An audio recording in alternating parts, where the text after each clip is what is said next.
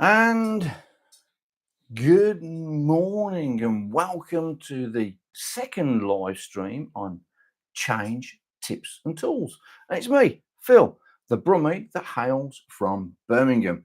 Now, the first live stream that I did last week was interesting, as in I had technical difficulties getting online, so I was about 15 minutes late, but I'm on time today and no technical difficulties today.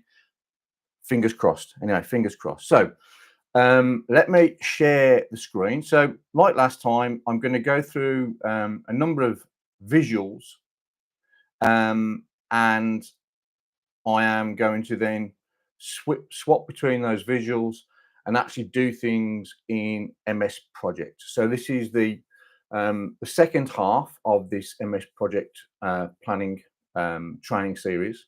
Now, before you built a plan from scratch, we went through all the things that you need to do before you even get into MS Project.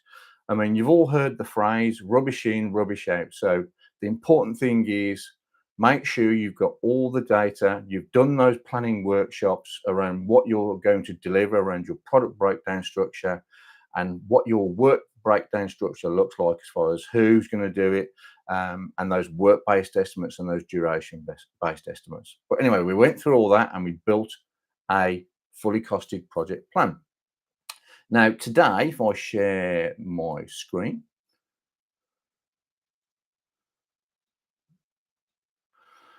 and there we go. So what we're going to go in, so that was part one and part two of that training series. And now we're going to go into part three. And what we're going to talk about today is the types of constraints in MS Project, why you may use them in some instances, and how to make sure that you use them sparingly, fundamentally. And also I'll show you how you can quite easily put constraints in your plan without even realizing it. Then we'll look at critical path. What is critical path? We'll look at deadlines within MS projects and also how those can impact your critical path. And then we'll baseline the project plan, and I'll show you how to do that within MS project. And then I'll show you a trick at the end of part three that could save you hours and hours of work in MS project. Then in part four, we'll then look at how to report progress. The easy way, so simple is best here, and some of the things to avoid. And I'll also show you some of the reporting capability as well in part four. So without further ado, let's do this. So if I look at constraints here, and there are many different constraints, but they fall into sort of three categories, three categories. And they are moderate, which means they can move, but only in one direction. You've got inflexible, which cannot move. And then you've got flexible, which are your defaults that we use in MS projects. And those can move to the left or move to the right based on the dependencies within your project plan. So let's look at what those types of constraints are. Now I've color coded them here. So, and the flexible constraints are going to be green, the moderate will be blue, and the inflexible will be red. So let's look at those. So as late as possible. Now, in the last live stream, I gave you an exercise to do, and as always with any of my my training materials, in the link there's a link to support materials, so you can actually follow along if you wish as well. So please go to the description and download those materials for yourself. Now, firstly, as late as possible, as you'd have learnt from that exercise, when you're planning from right to left, or you're working from a deadline backwards, as late as possible is the default constraint type on your task. And it isn't a flexible task. You've then got as soon as possible. So this is when you're planning from a start date. So from left to right, that then helps you. That's a default constraint for that approach. So when you're planning from a start date, the default. And again, as always, let me get my little laser here. So this is the default when you're planning from left to right, and this is the default when you're planning from right to left, i.e. from a deadline working backwards. Okay, so that's what those are. And these are your flexible constraints. Now, these constraints do not need you to put a date in the parameter, okay, because they are purely flexible and they're driven off the dependencies within your plan. Next, we have finish no earlier. Now, the moderate constraints, they'll either stop it from moving to the left, yeah? So this finish no earlier stops it moving. So if you've got to finish earlier, it can't move to the left, yeah? So it can't finish any, but it can move to the right. It doesn't matter if it finishes later than the no earlier, if that makes sense. And this is a moderate constraint. And again, this is in the materials that you've got within the description. You can read these for yourself. You've then got finish no later. So obviously this means it can't move any more to the right, but it can move to the left. You've got must finish on. So this is the first of our inflexible constraints. Now, so what we're saying here is that the task must finish on a specific date, and it can't move to the left and it can't move to the right. It must finish on that date. And no matter the dependencies, project will honor that constraint. You then got must start on, so the same as finish on, it must start on a specific date. You then got start no earlier. So again, this is moderate. So same principle, you know, you can start on a certain date, but you can't start any earlier. In other words, it will not move to the left. And all these, you will put a date in the parameters for that constraint. You've then got start no later. So again, you can start earlier than that date, but it can't move to the right. And that's another moderate constraint. Now, I think, as I said, as late as possible and as soon as possible, these don't require dates. And all I would say to you is you need to use these sparingly. So, as always, I'm not going to let's demonstrate how this works. So what I'm going to do is I'm going to escape out of that and not show you. And remember, just to point out, in the materials that I've put into in the description, you'll be able to follow, just paint by numbers, just follow the numbers and do what it tells you to do here. Yeah, but I'm not going to go through this. I am going to do it actually in MS Project. And there's also another file in there, an Excel file, so you don't have to type all these things out. So, and let me show you that. So let me just do escape. Let's open up my Excel file that I have prepared. So, and this will be in the part 3 folder. So let's open this up and let me move it in front. So this is what you'll see. Let's open up a blank project plan, MS Project file. So let's just open up MS Project, do a blank one. And again, I'm just going to do some settings in here, options, and I'm just going to, on the schedule, just make sure this is auto scheduled for this particular project. The display, I've already got the entry bar done. I'm also then just going to go view, get rid of this timeline here. Right, now, to save you typing it out, what we're going to do is go to Excel, and I'm going to copy the task name and the duration. So I'm just going to do Control copy, go to project, and I'm just going to paste those in. And because I put 5D in Excel, it's automatically recognized that as a 5-day duration. Just expand that out. And then what I've done for the resources, again, I'm just going to go to my Excel file. I'm just going to copy this here, Control copy, go back to MS Project. It's all about saving time. I'm all about saving time here. And I'm going to do Control V. And there you go. I've now assigned the resources. And then finally, show them all over allocated here. I'm going to select all the tasks, go to the task ribbon, and I'm just going to link them all. And again, on the view, I'm just going to do entire project so I can see all of them here. Now, the next thing I'm going to do is I'm going to set the project start date. So in project ribbon, go project information, and I'm going to set it to the 7th of July, like so. Everything should move automatically for me based on that start date there. So you can now see my start and finish dates. You can see the dependencies, and we've got all our resources allocated. Now,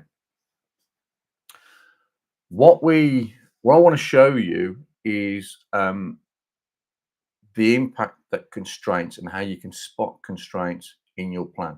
Because as I say, you can accidentally do it. Now let me just have a sip of my espresso because it's 8 o'clock, 8:40 in the morning here in Blighty. Let me just oh, that's good. Now, so what I want to do is I'm going to show you. So using the validation task here, let's change this task type. So in advance, you can see there it is, the constraint type is defaulted to as soon as possible because we're planning from left to right here.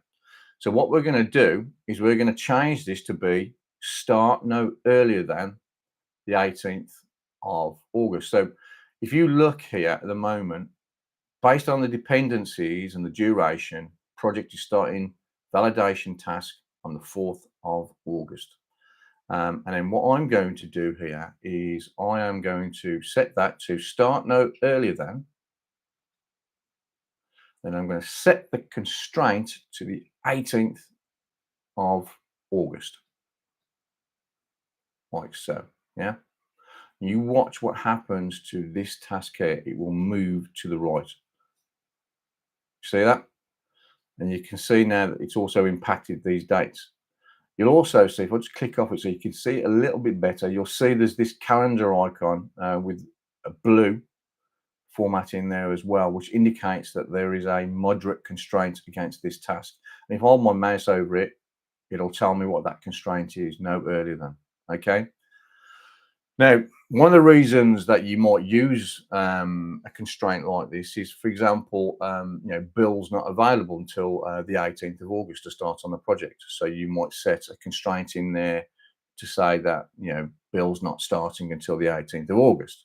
I would say, and that would have come out of your planning workshops, I would say within here, you have the ability to add notes. So I would put notes against where you've used constraints purposely is put a note in there. And again, like the constraint, you'll see the note icon in there and you'll be able to hold the cursor over it and see what that note is. I think it's just good practice.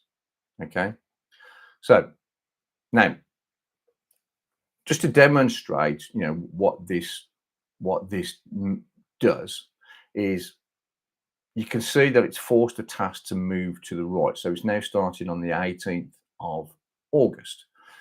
Let's see what happens if we move the start date of the project, or we move the start date to the right.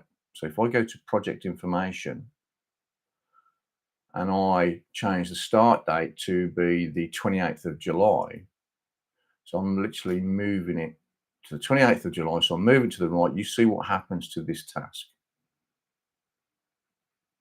I click OK. So you can now see that even though it was start no earlier on, the 18th of August, it's quite happily moved that task to the right based on the start date. Yeah. So that's an inflexible constraint. And that's how you recognize this ones that you've put one in your plan. As I say, I think it's good practice to put notes in there. Now, let's look at a different constraint. So what I'm going to do is I'm going to put the project back to the 7th of July. Start date, and click OK. I'm then going to take this constraint here. I'm going to double click on it, go to advanced, and let's change this now to be must start on. So if I just get rid of this, and the way that you get rid of a constraint is I'm just going to do as soon as possible. Just click OK, and now it's now planning it perfectly fine. Again, on the view, entire project so we can see it. And it's now starting on the 4th of August again, based on those dependencies. So let's now do an inflexible constraint. So on the advanced, I'm going to do constraint type. I'm going to do the drop down and do a must start on. And I'm going to set the date to the 4th of August, which is the same date it just happens to be starting on at this moment in time. So if I do 4th of August, and I will get a warning, it's going to warn me that this could create scheduling conflicts. So I'm going to click OK here. There's my my warning from the planning wizard. So I'm just going to do continue must start on here and do OK. Now, again, over here, you can now see we've got a different color calendar with a red format in there, which indicates you've got an inflexible constraint against that task. And again, you know, one of the reasons might be that you've got a dependency from a third party coming into your plan. So therefore, you're holding it that date to that date.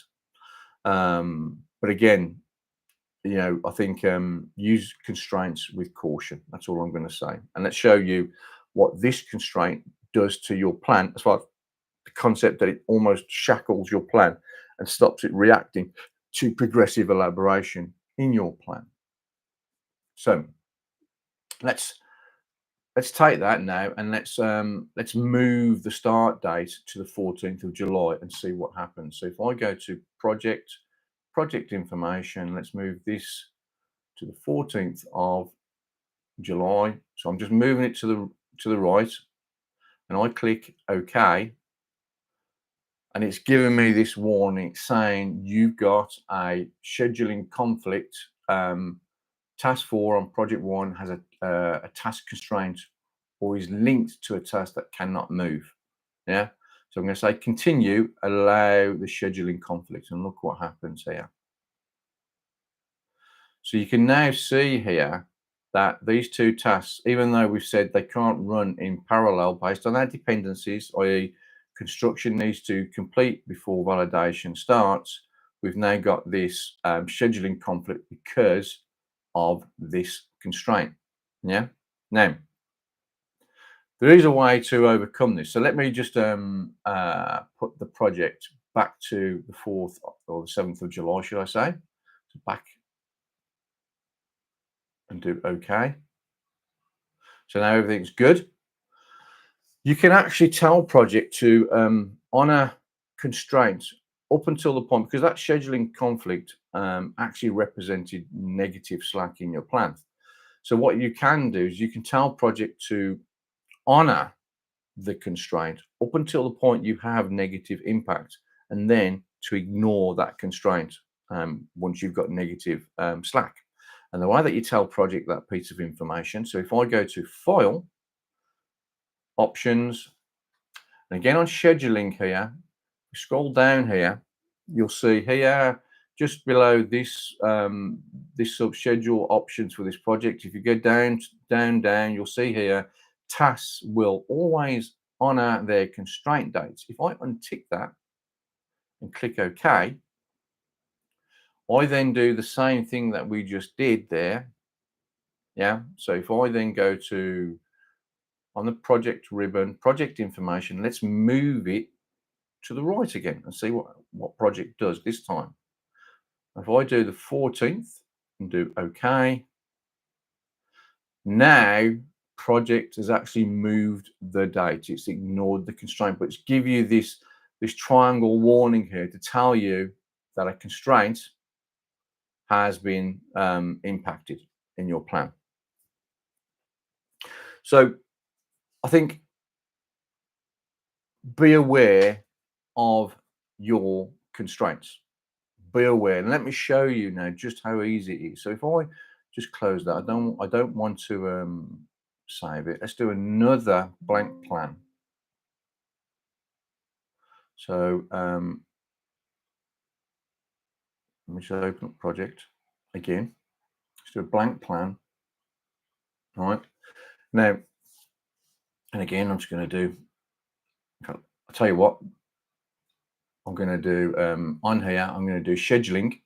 So instead of saying for this project 1, what I'm going to do is I'm going to say all new projects will be auto scheduled.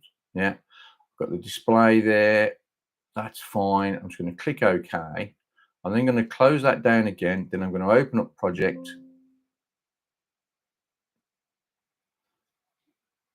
Up it comes.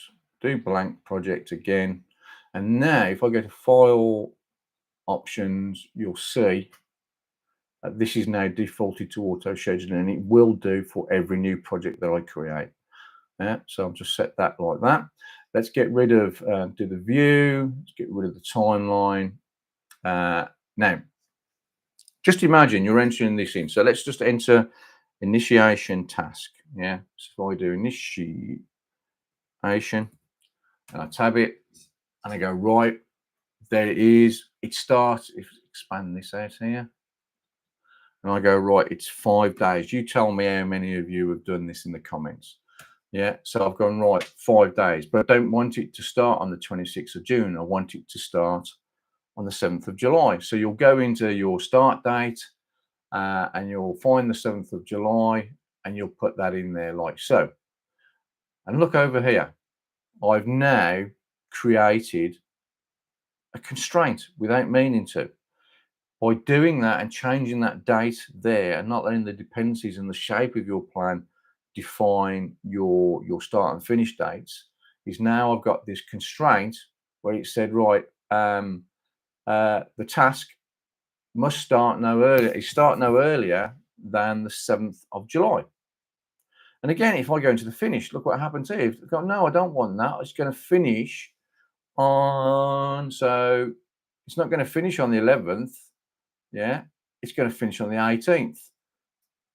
And then you go, I've got another constraint here, which is now finished no earlier than, because I've done that. And also my duration has changed. And you get yourself into a mess. So the way to get rid of those constraints, like I did before, is just double click on it, go to advanced, just again, start as soon as possible, click OK. That's gone. I'm going to put that to 5 days again. Might even set it to a fixed duration. I'm then going to go to project information and I'm just going to say, right, I'm starting the project on the 7th of July. And there you go. It's that easy. It's simple when you know how, isn't it? So just be aware of your constraints. Yeah. Now, let's not save that. Let's close that down. Don't need that anymore. Let's get back to the presentation, because now the next thing I want to talk about, and hopefully that's helped on the constraints. All these things are all the things that have caused me challenges through my professional life. So hopefully that's made it simple to understand. So let's talk about critical path. Yeah. So let me get my visual up again. Dun, dun, dun, dun. And there we go. Let's get that one there.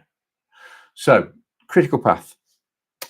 What is a critical path? Well, let's talk about it using MS Project.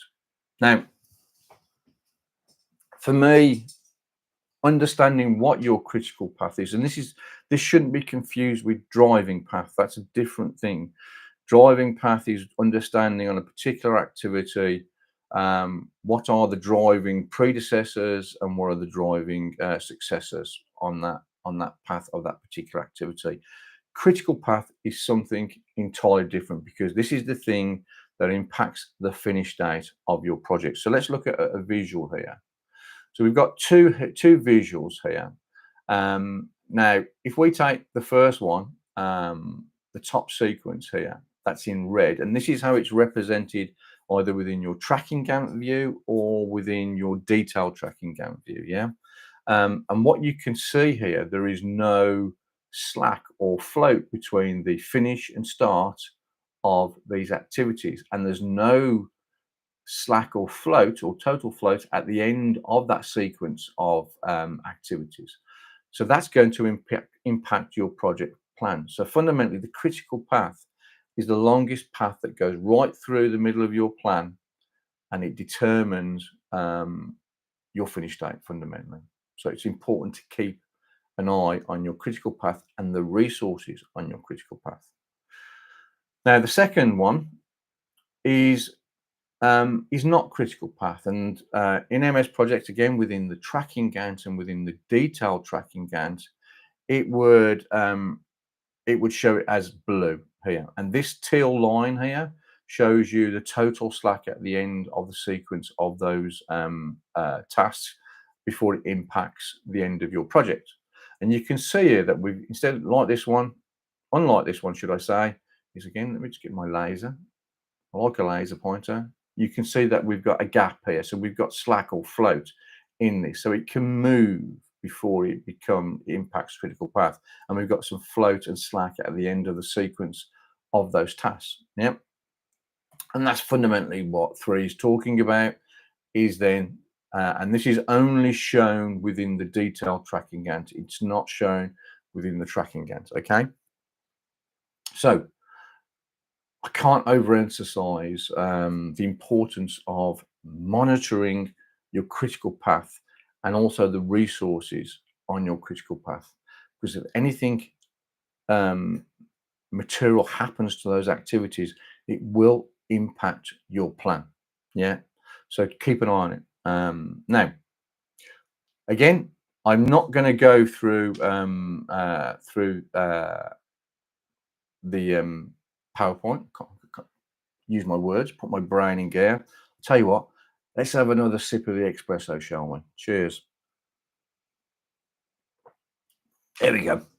So let's escape out of that. So what I'm going to do, so in the instructions, I'll tell you to open up MS Project Planning Part 2 so we can carry on from where we left off. Now, in the support materials, if I do escape out of that, and again, if I was going to the support materials, what I've done is I've created a project plan, which is MS Project Training Part 3 version 1. If you open that one up, it's exactly the same point as MS Project Part 2. So I've put that in the help as well. I think I've also put Part 2 in there if you want to follow it verbatim on the instructions.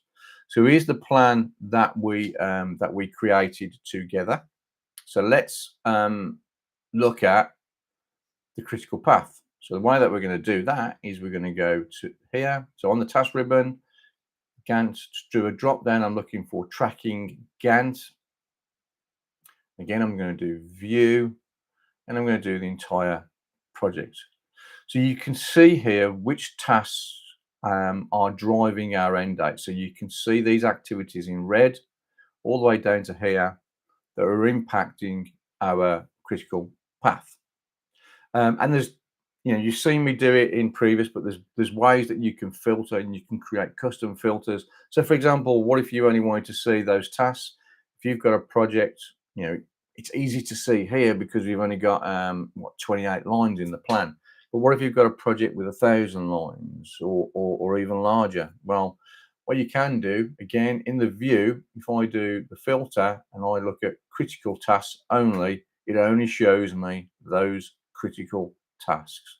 And again, you could filter that down further by start and finish date if you wanted to. Yeah.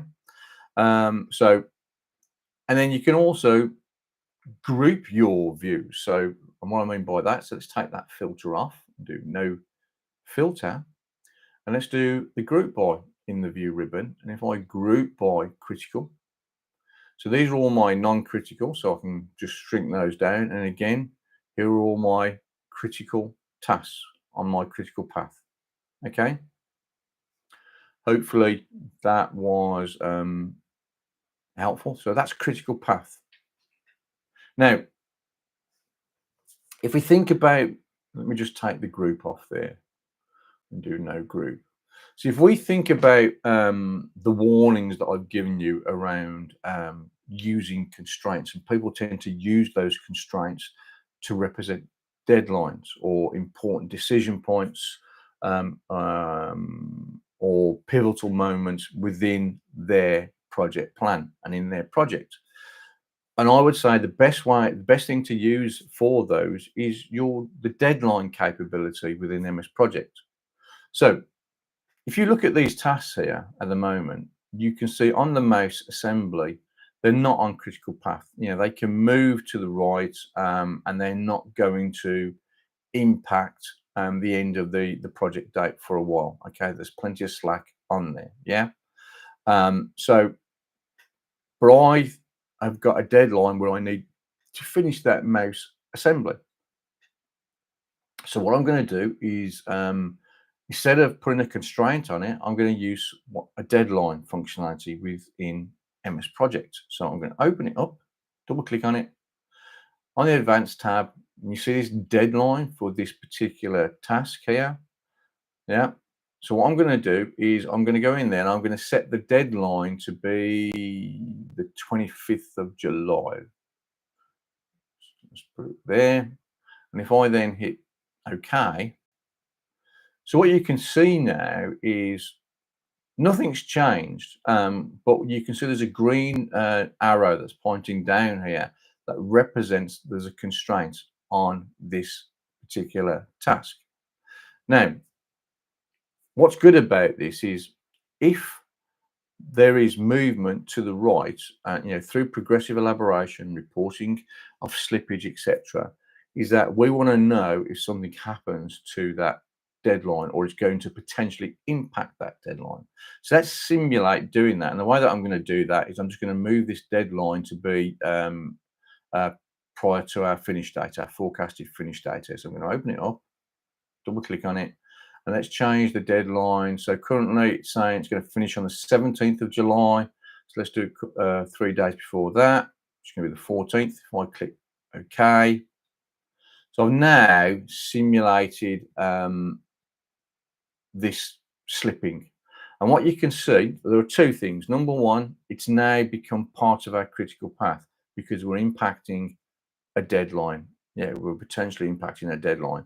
And secondly, it's given us this exclamation mark here saying a deadline, we're going to pass a deadline. So it's given us warnings within the plan. And I think that's a really powerful tool there. Yeah. So what I'm going to do is I'm just going to get rid of that deadline and Advanced, and I'm just going to delete it. Yeah, and do OK. Deadline gone. Everything's happy days. And it's no longer on critical path. So think about other things other than using constraints, because it does shackle. And even though you can put that, you can take the honor constraints off your plan. Again, I think that becomes a dangerous place to be honest. So I think if you've got genuine deadlines, then potentially you know, use the deadline functionality. And if you have got certain constraints, then you know, use your start no earlier on, as I said, for if you're waiting for resources to join the project, for example. Yeah. Now, let's continue with this project version. So in the instructions, I will then tell you to save this as MS Project Training version part 3 version 1. Yeah, for this exercise. Because what I'm going to talk about now is baselining. Now, baselining in MS Project, as I said at the start, or in the first live stream, is that the baseline represents a contract between you, your team, your sponsor, and your stakeholder. It's that line in the sand. Now, when you're baselining in MS Project, it's a flick of a button. But what I must urge you to think about when you're baselining is don't just arbitrarily keep rebaselining or baselining your plan. Make sure you follow the governance within your organization. So speak to your PMO, speak to your group PMO, and make sure that you are aware of baselining. It could be a quality gate that you go through, but think about the governance, make sure you follow that governance. And once you've got that formal approval to baseline your plan, then you baseline. So how do you do it in MS Project? Well, let me show you. So once you've saved it as version 3, part 3, version 1, is what we're going to do is we are going to set the baseline, and it's a pretty easy process. All you got to do is go to the project ribbon, set baseline here, do the drop down, and I'm going to do set baseline. Now, at the moment, there's no dates or anything in there. So once you've baselined it, and you'll see a little later on, is that once you re-baseline something, yeah, it'll show you the last time that you baselined it. And again, just stay on, because I'm going to show you a trick that's it's gonna save you hours, and it's all about comparing your previous plan to your current plan. And I've seen people spend hours trying to answer questions from their stakeholders and losing sleep. And I think, let the tool do the job for you. Yeah, as long as you put the right information in there, and you are maintaining it based on all the things that I've advised you to do before you build your plan, all is good. Anyway, let's baseline this plan. So I'm going to click. I'm going to do it entire. You can do selected tasks and get them to roll up. Let's keep this simple. So I'm going to baseline the entire plan. Now you'll see the view in the tracking Gantt has now changed. So the top line represents our forecast. The bottom line represents our baseline. Yeah. Now what I'm going to do is I'm just going to save this. I'm going to save the project, yeah, as version 3.1. So there's my project. Now you've had a meeting and you've been told that you need to start your project sooner. Okay, not a problem. You believe all the resources, you've spoken to your stakeholders, you've spoken to the team, and they're all available to start on the 23rd of June. So you go into project ribbon, project information, and you set your start date to start earlier. So not the 7th of July. So if we go to the 23rd of June here and click OK, again, let me just do the on the view the entire project. You can see some things happen now. So you can see our forecast is to start earlier. You can see our forecast milestone there. Outline milestones are the original baseline. So you can see, okay. So let's save this. So what I'm going to do is I'm going to do, one I've created earlier, I'm going to do file, save as this PC, and let's do part 3, and let's just save it as, yeah, I'm going to overwrite that one I created earlier. So there's version part 3 version 2 now. So I've saved it. Yeah. And if I go into my project information and I look at my statistics, there's some things you're going to notice in here. Yeah. And so there's our current. So we're starting on the 23rd of June, forecast to finish on the 17th of September. This is what the baseline is. That basically is a 10-day variance. We're starting 10 days earlier. So that makes sense. You then got your duration. So we've not changed anything in the plan. We're just starting it on a different Monday, an earlier Monday. So the duration is exactly the same. The work, the current and the baseline, again, is exactly the same. But whoa, what's happening here with the cost? So here, the current cost is now less than the baseline cost. And why is that? And this is the thing that, now I come from a manufacturing background. I grew up in the manufacturing background. And if I couldn't balance to the penny, I was worried about my job back in the day. So that's kind of the mentality I have. I have to be able to understand why something's different. Why are the numbers different if all I've done is start the project earlier? What is the answer to that? Now, so I've seen project managers go through and PMOs go through, and it's normally the PMO gets the job to do this, where they'll go through line by line trying to compare their project now to the project 6 months ago, trying to identify where the changes are. Why have we got a different cost here? Yeah, why? What's the answer? We get asked these questions by our sponsors and our stakeholders, because we are managing those constraints, the cost, the schedule, the scope, and the overall quality. So we need to be able to answer those questions. So this is where there's some functionality in MS Project that not a lot of people seem to know about. And I've spoken with a lot of senior project managers, and they didn't seem to know about this functionality. Well, I'm going to show you this, and this is a trick that will save you hours and hours of work. So watch what I do here. It's not magic. It's close to it though. Here we go. This is where I love technology. So I'm going to close that. So I've got this version 3.2.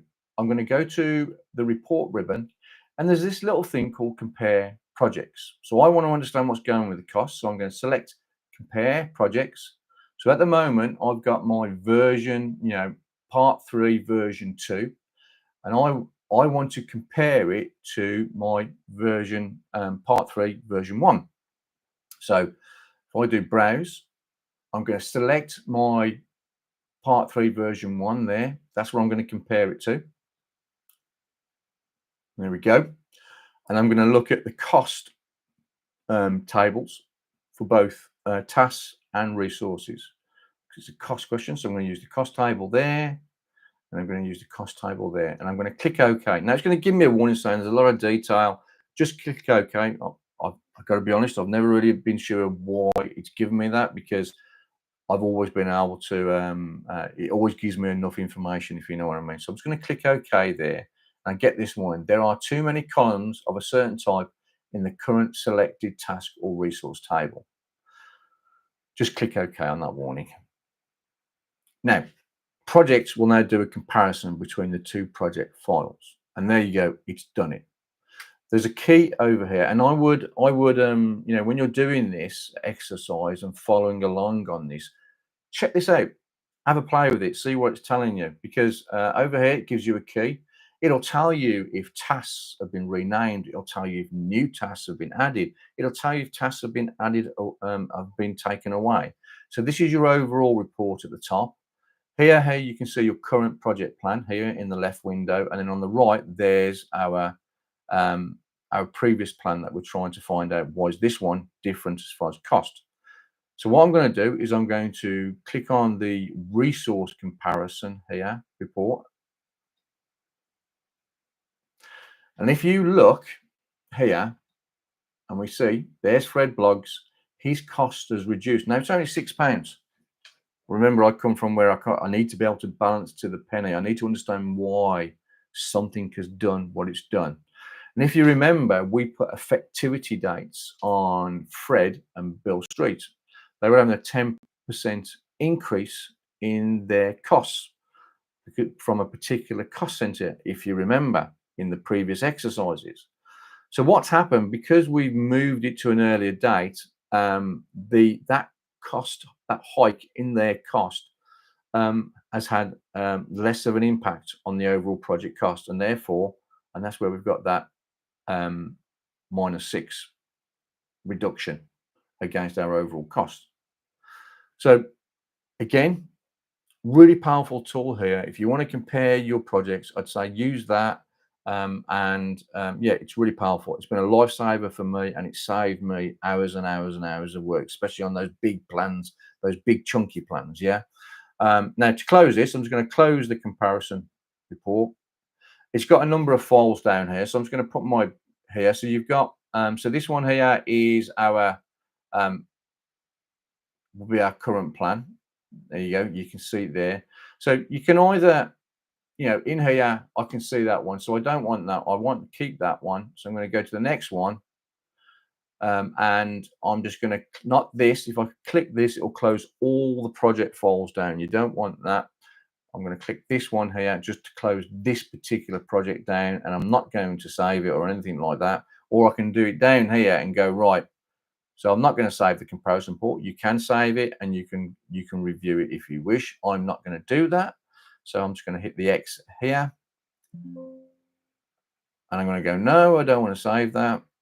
And then here, I'm just going to change my view. So on the task, I'm just going to go back to my tracking Gantt.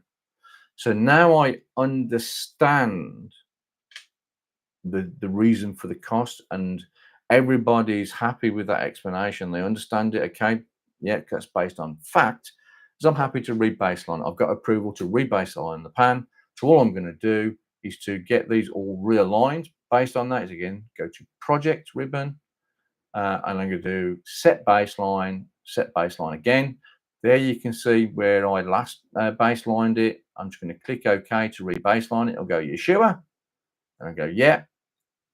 And there you go. I've now re-baselined my project plan. Yeah. So we've covered a lot there. We've covered a lot as far as baselining. Next thing I want to talk about is, and I'm going to just save that there.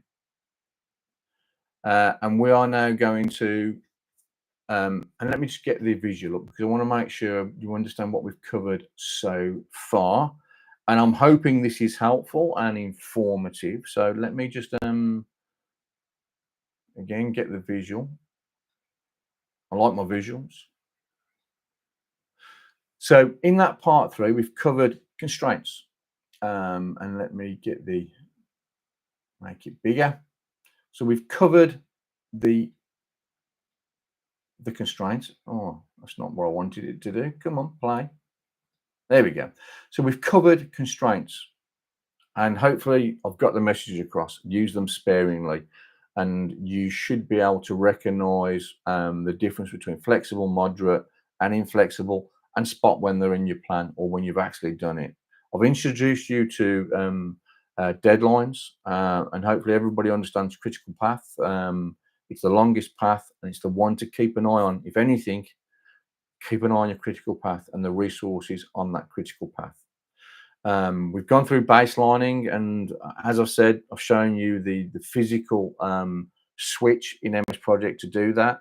But make sure you follow your governance. Yeah, there is governance within your organization, and only baseline and re-baseline your plan when you've gone through said governance and change control fundamentally. Yeah. Now, we've looked and compared 2 projects. So this is a real time saver. So hopefully that's been an epiphany. Is that the right word? Where you suddenly realised there's a way of doing it. But yeah, hopefully that's been helpful. Next, we're going to look at how to report progress. So this is going to be quite quick now. So I'm going to show you some scenarios and the importance of a status date, because when you are reporting progress on your project, you are following a reporting calendar, a reporting cycle. It might be weekly, it might be fortnightly, it might be monthly. So I'm going to tell you how to use the status date to reflect your reporting calendar and your reporting cycle. So project, if you're sitting there as a project manager, you might be on a Wednesday and you're saying, right, I need to report progress as of close of play Friday, or it might be that it's a Monday and you're saying, right, I need to report progress on the previous week as of close of play Friday, because those are your reporting cycles within your organization. This is how I would do it. Let's do a happy path, everything's on schedule, and let's do progress with slippage. And let's look at those 2. So again, I'm going to come out of this, and because I'm not going to show you there. Let's actually do it now. Within the walkthrough, there's a project embedded project file, and there's some instructions. But again, in the part 4 folder, I've put those in there for you. So just open them up so you can follow along. Okay. Now let's open up those 2 project files. So I'm going to close this one for now. We're going to come back to this because I'm going to show you some more, again, with a reporting overview, again, how status date works. So let me just close that down. Let's open up the first one that I want to do. So it's going to be on schedule. So let's do part 4. Let's open that plan up.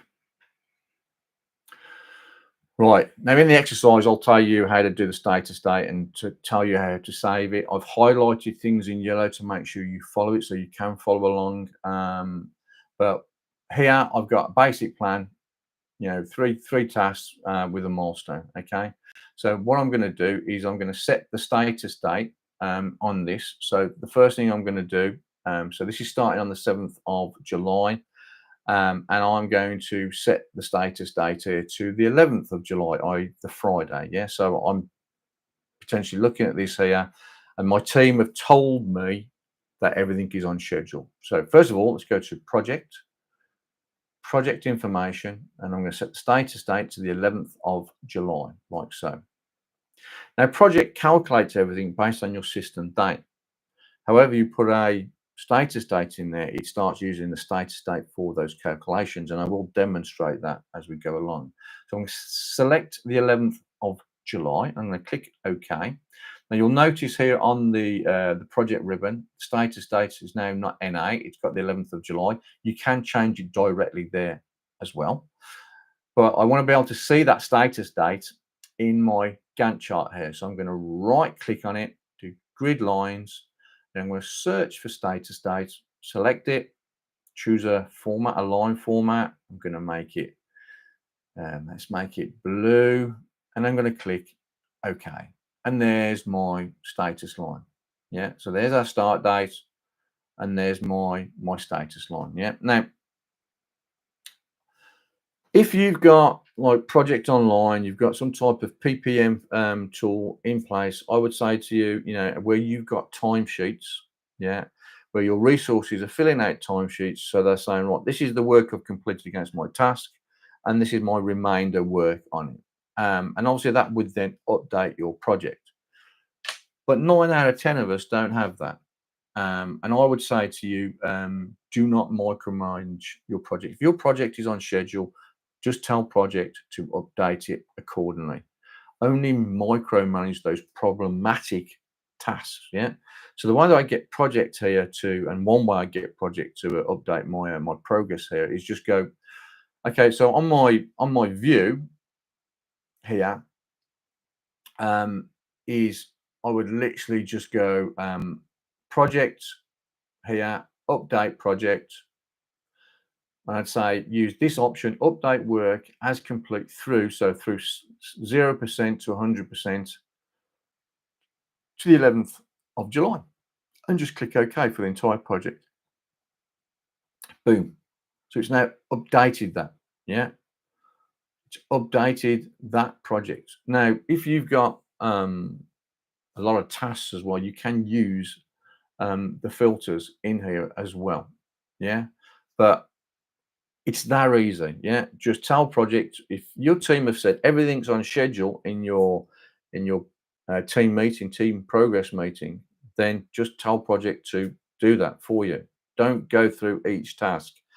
You know, they'll have work column insert, they'll have a percentage work complete, and they'll go through it finite. I think that's a waste of your time. Just let project do the work and only micromanage those problematic tasks. Yeah. So that's on schedule. Yeah.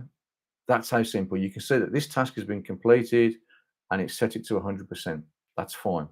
Let's shut that one down and I'm going to do no. So let me open up the version with slippage. Let's open that one up. So this is the one with slippage. So again, let's do the status date. So if I go project ribbon, there's the NA. So if I just click on that, I can set that to the 11th of July. Like so, and click OK. Again, just going to right click, grid lines, do status dates. Let's choose a line. Oh, I'm going to go green. I want green this time. So let's do green. Click OK. And there's my status date. Now, in this scenario, you've met with your team and they've told you that a specific task, they've only done 50% of it. Now, if you imagine when you're looking at your project plan as well, and you're looking at this and you've got 1,000 lines again, and you want to know what is it I'm supposed to be working on, this is where you can use filters. So if I go to my view and I do the drop down and I do more filters, if you can't see what you want here, I'm going to do more filters, and I'm going to scroll down to there we go, should start, should finish by. So I'm going to select that and I'm going to do apply. It's going to ask me two questions. What is the date that the task should have started by? So I'm just going to select my status date, which is the 11th of July. And I'm going to click OK. It's then going to ask me, when should the task have finished by? So again, I'm going to use the status date because I want to know what task should have started or finished by my status date. So again, I'm going to select the 11th of July and click OK. And then project has filtered all the other tasks out, and I now can see the task that I should be working on or looking at as a project team. So the project team have told me they've done 50% of this task. Yeah. So if I select this task here and I do, I'm going to go into the task ribbon and I'm just going to select this here, 50% through the duration of that task. I'm just going to do 50%. And there you go. And then still on the task ribbon, and then on the move option here, I'm going to tell it to move. So fundamentally, we haven't done this work here. So we're not going to do it until after the status date. So I'm going to tell project to move that to after our status date. And I do that by going move any incomplete. So based on the task I've got selected, any incomplete parts to the state to after the status date. So do that and it's moved it. Now, if I look at the view and see, well, what's that done to the rest of my project, is if I then go here, just take the filter off, again, view, entire project, you can see now, based on that at the moment, it's telling me that I'm potentially going to be late finishing. And this is where you probably have sort of activities where you do crunch activities, where you're trying to figure out how you can bring the activity back online. Yeah, and bring it back on track as far as schedule. Yeah. So that I think the key thing there is only micromanage those problematic tasks. Let project handle the rest of it. Yeah. So let's take it a little bit further this time. Yeah. So what I'm going to do is I'm going to open up our MS Project Training Part 3 version 2, and let's look at how we can do some reporting and further dive into how the status date impacts our project, and also other ways to report progress and slippage, etc. So let me just close that down. I'm not going to save it. Let's open back up my version 3.2. So there it is, starting on the 23rd of June. Or it's the 21st, so it's starting Monday. Let's look at reporting capabilities. Let me have another sip of my espresso. There we go. So reporting, there are lots of reporting capabilities in MS Project that people don't know about. So on the reporting ribbon here, you've got reports on resourcing, you've got reports on costs, you've got earned value analysis. Again, that's a really powerful tool that a lot of organizations overlook around earned value management. They might focus on SPIs, schedule performance indicators, people might mention to you, but also CPIs, cost performance indicators, and earned value analysis is really powerful for that. And our project has that capability to do that. So again, have a play with those. You've got progress views and so on. So what I'm going to show you is the dashboard. So I'm going to look at my dashboard. I'm going to do project overview. So here's a project dashboard here. So it's telling me that the project is going to start on the 23rd of June, and it's going to finish on the 17th of September. We're 0% through the percentage through the life cycle of that project, the duration. And this is just another way of viewing that information, this here. So this is your percentage complete. So you've got two percentage completes to be aware of. You've got percentage complete, which is the percentage through the duration. And then you've got percentage work complete, which is a percentage of work done against those activities. And they won't always align. So if you remember in the previous session, I talked about assignments and that you've got front end loaded, back end loaded, double peaked, and all this type of thing. Is if you've got tasks like that where you've created those tasks, then potentially your percentage complete and your percentage work complete won't always align. Yeah, so just be aware of that. They're two different things. But because we've got it prorated, they should be relatively the same. Yeah. So at the moment, everything's fine because the project hasn't started yet. It's the 21st of June, 2025, and it's saying, right, these are all the milestones that we're going to deliver and when they're forecasted to finish.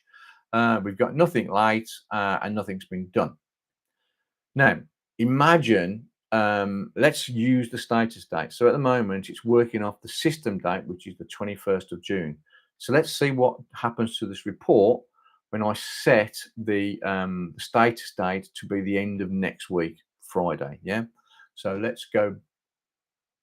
If I go back to my my tracking Gantt, I'm going to go to my project ribbon, in fact, and I'm going to do status date, and let's set it to the Friday, which is the 27th of June. So if I select that and click OK, and what I'm going to do is I'm going to put it on here as well, just to so again status date, solid line. I like the green. I'm going to go green again. Click OK. So there's my status date. Yeah. So let's look at my report dashboard and project overview here. And all of a sudden, the picture has changed. Yeah. Because now it's looking at it from the status date. And what based on the status date, it's saying these tasks are now late based on where we're at. Yeah. So you can see how project is calculating differently based on entering that status date. So let's update some progress here. So again, I'm just going to go to my task tracking Gantt. And this time I'm just going to go project, update project, and I'm going to say update everything to the 27th of June. I have status date, and I'm going to click OK. So now you can see it's completed a number of tasks. You can see some tasks apart.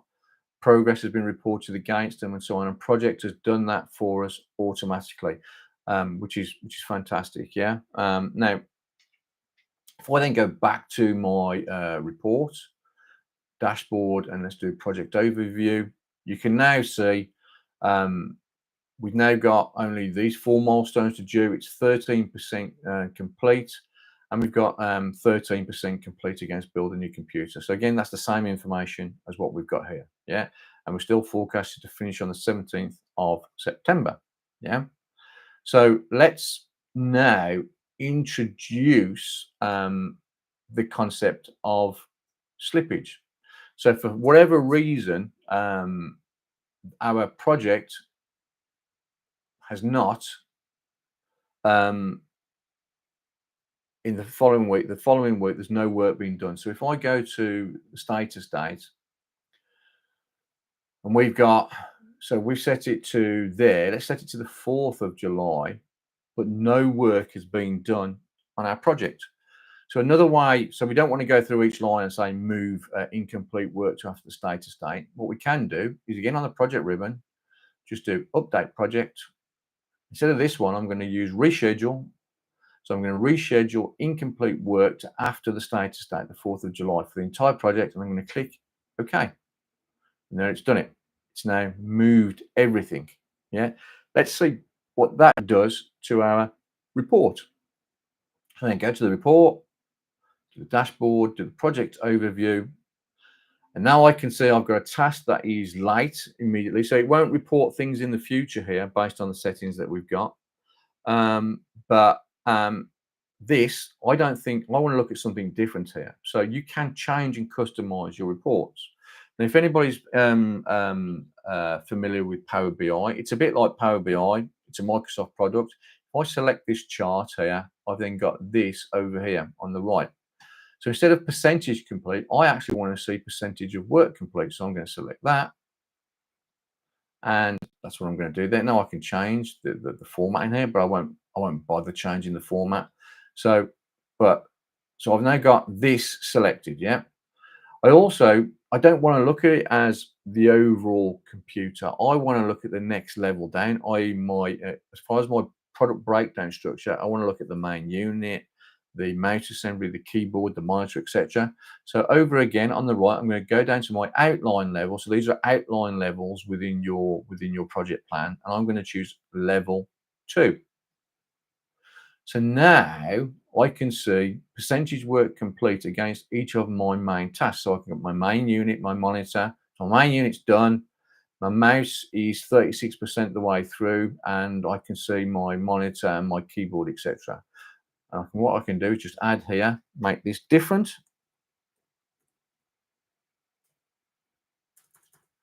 Make that work complete. So you can change all this, and you can change the functionality. Yeah, and once you've done this, you can use this stuff in your report. You can put it into PowerPoint. So I can just click here and do copy report. If I open up a new PowerPoint, so let's open that up. Let's do a blank presentation. Let's move this over here so you can see it. Let's make it blank. And if I just paste, there's my report, and you can move it around, etc. So that is where I'm going to leave this live stream. I hope it's been really informative. Now, in the description, I'll put other links to other things, but I think the other thing is on the channel, if you want to take this a little bit further around reporting and what you can do as around managing multiple project files, what I'll do is I'll try and do at least 2 live streams a month. And get used to doing it. And I hope you find it informative. Please let me know in the comments and press the like button, etc., and all that good stuff.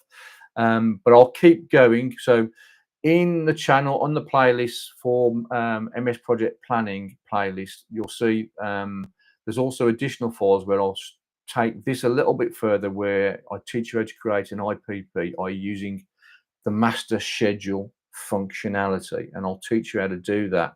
I'll teach you how to do a customized report here as well on this, to give you even more information on a page as well.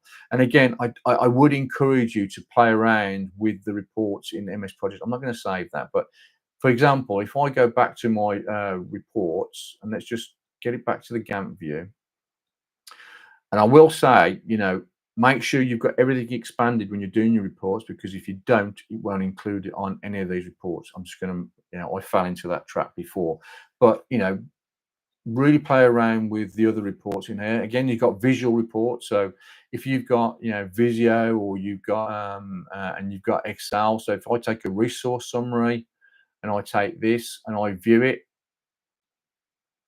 it'll generate a report. Well, that's good. Well, obviously my machine won't like doing that, but I would say use it.